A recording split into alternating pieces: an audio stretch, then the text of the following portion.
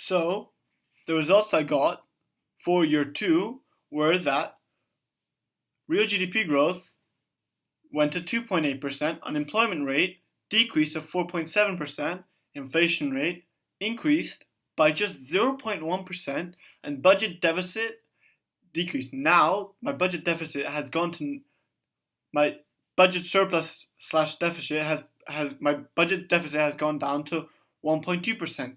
Therefore, it's a very low deficit for my budget. My real GDP growth didn't remain at 2.9 because my goal here was to let GDP growth stay between 2.9 and 2.8%.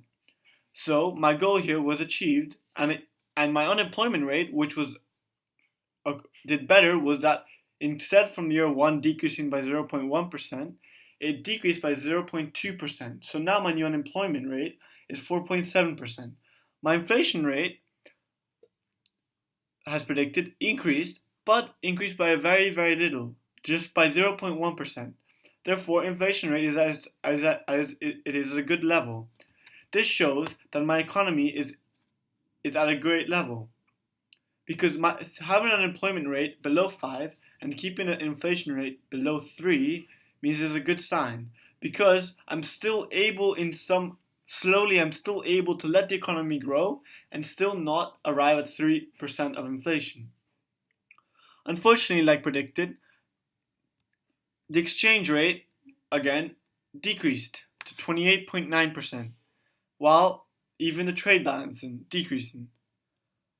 What I do hope, maybe in the future, is that maybe with the exchange rate, maybe exchange rate in some way, in somewhat form, maybe it can increase and still not decrease by too much, because I don't want the currency of my value to go down so much. My consumer price index went to 105.1. That is very high for a consumer price index. My government debt has been slowly also decreased. Therefore, now my government debt has gone to 57.5% of GDP. This occurred by not changing anything from year 1. Therefore, in this year 2, I had an interest rate of 2.5%, an income tax rate of 24%, a corporate tax rate of 28%, and my government expenditure was still 31 billion. Like the multiplier told me, the multiplier showed me in year 1, if I was going to change these and increase them, if I was to increase government expenditure, like the multiplier effect told me, I would be stimulating the economy.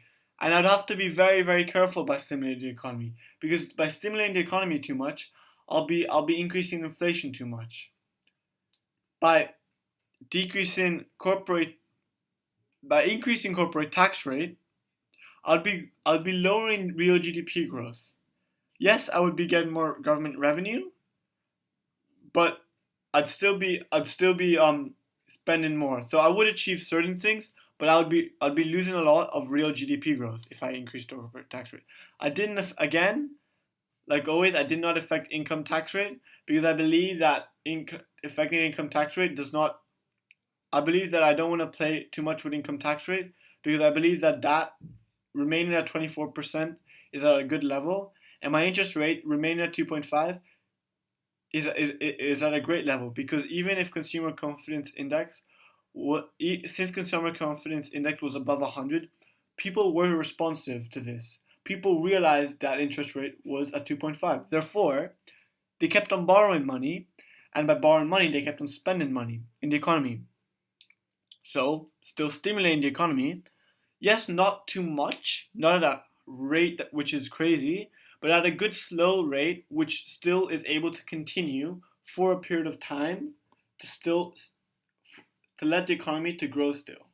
And that was the overall goal. So to repeat, all the goals I wanted were achieved, as my interest rate remained, my real GDP growth was at 2.8%, my unemployment rate was below 5%, my inflation rate was at 2.6%, and my budget deficit was at 1.2%. So my goals were achieved.